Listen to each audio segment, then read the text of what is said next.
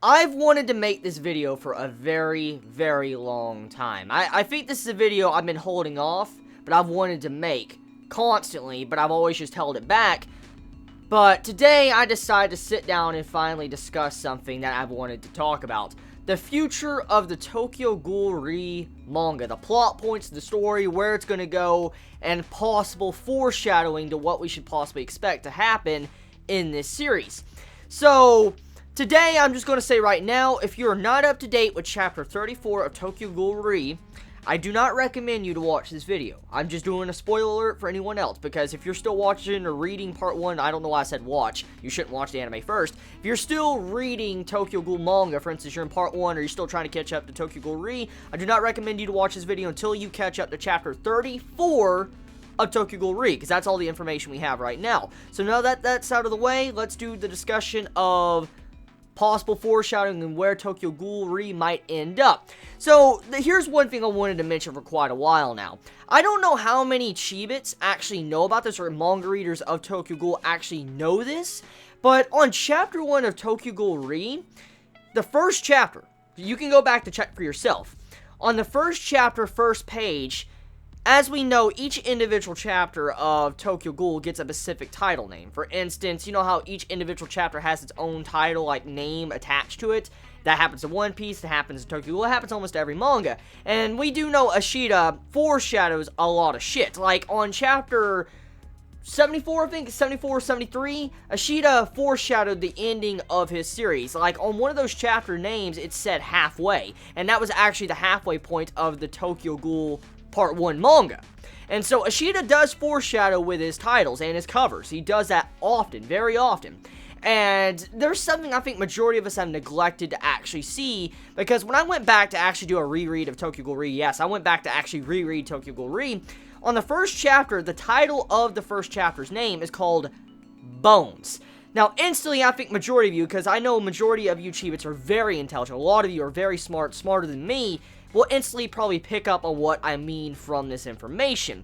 As we know, Kaneki has a thing with bones. For instance, when, Chapter 74 rolled around and we saw the 103 bone treatment, that was a turning point in the Tokyo Ghoul manga where all of us were like, holy fucking shit, this is amazing. All of us freaked out at that time. I remember I freaked out when I read that in the manga for the first time. I had actually a discussion video on that, but moving on. Thing is, the first chapter of Tokyo Ghoul is titled Bones. And instantly, if you think about this, why would Ashita on the first chapter of Tokyo Ghoul the new chapter part 2, be titled Bones? Unless it's obvious foreshadowing for the chapter count. For instance, how many chapters Tokyo Ghoul is going to have. So, I think this theory has probably been brought up once before. I have no idea if it has been brought up because I'm unaware. But I wanted to mention, because I know majority of you YouTube, manga readers, like, for instance, you don't really go actively looking up different theories and stuff like that. Not a lot of you do, and so I'm trying to express that to some of you that do not know about these theories, just trying to give you that information. So, come to find out that maybe it's possible Tokyo Ghoul Part 2 is going to end after 103 chapters or 206 chapters. Because for Ashita to title the first chapter of Tokyo Ghoul Bones, it makes you automatically assume that this series, Part 2, is going to end after 103 chapters, because that's halfway, like 103 bones, or 206. One or the other, that's where Tokyo Ghoul is going to end. So, that's most likely where Part 2 is going to end. So, if it does happen, godlike foreshadowing from Master Ashita. Just like, fucking A, man. If this series really does end on 103 or, like, 104, like, right next to 103 or 206, then we do know Ashita was foreshadowing that shit since the very damn beginning. So, I just wanted to point that out. Now, moving on to relative matters about maybe the future and possible plot points of the series, let's get into that. So, as we know, there is a lot of similarities of Part 1 Tokyo Ghoul and Part 2 Tokyo Ghoul. For instance, I mentioned quite a few times how the arcs of Tokyo Ghoul are very similar and structured almost the exact same way, but a little twist and like kind of the opposite compared to Part 1. For instance, the first main enemy we encounter of Tokyo Ghoul is Nishiki. And the first person we encounter in Tokyo Ghoul was Nishiki.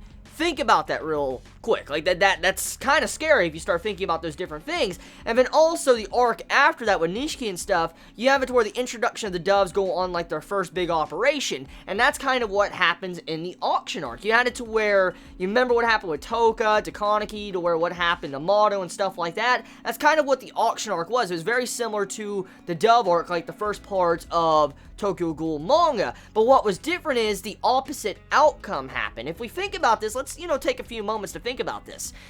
In Tokyo Ghoul Part 1, the first arc with Nishiki, when, Kaneki and Nishiki had a little bit of a spat and fight, and Nishiki kind of won, the opposite kind of happened in Tokyo Ghoul Re. Like, the exact opposite of all these different arcs are starting to happen. There's very good prime examples of this I do want to mention.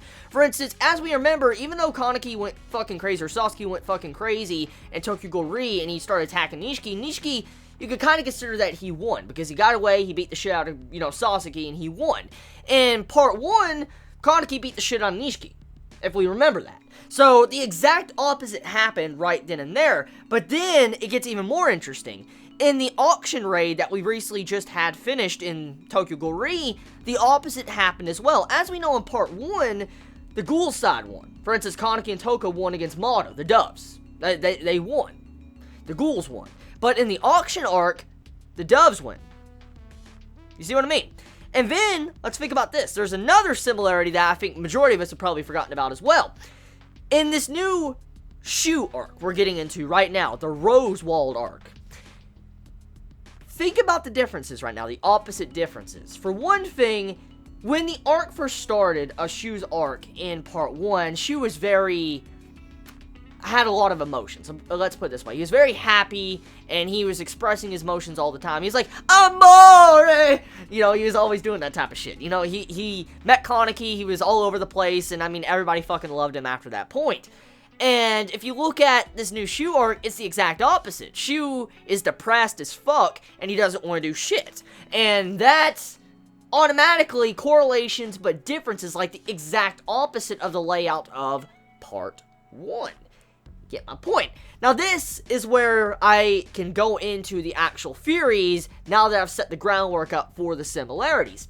So, as we remember, around chapter 50-something, 60-something, it was around in there of Part 1 of Tokyo Ghoul, we all remember the chair scene. We all remember the Kaneki Kin chair scene to where he got tortured by Jason and then turned to white hair, he ate Rize, and he turned into what he was in the later half of Part 1. Here's something very interesting. You probably already know where I'm going with this. As we know, that was a very crucial turning point in the Tokyo Ghoul manga. That was a big turning point. And that's what really got people to want to continue reading the series. That was a main make it or break it scene for the series. And in that scene, we do know Kaneki Kin ate Rize. He ate Rize. In his mind. Like his broken mind, he ate Rize. Since there is correlations of Part 1 and Part 2, what if, hear me out, what if Kaneki Kin eats Sasaki? Now you're probably wondering, oh fuck. And you're probably wondering, wait a minute, so you said the exact opposite, so why is Kaneki Kin eating Sasaki? Think about the situation real quick, okay? Kaneki Kin was the outside body in Part 1. He was the body, controlling the body. Rize was in his mind, his coping mechanism.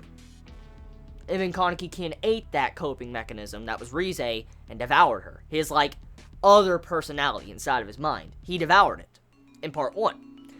The exact opposite's gonna happen. The inner psyche, the other personality, the coping mechanism, for instance, let's, just use that word, is gonna eat the body.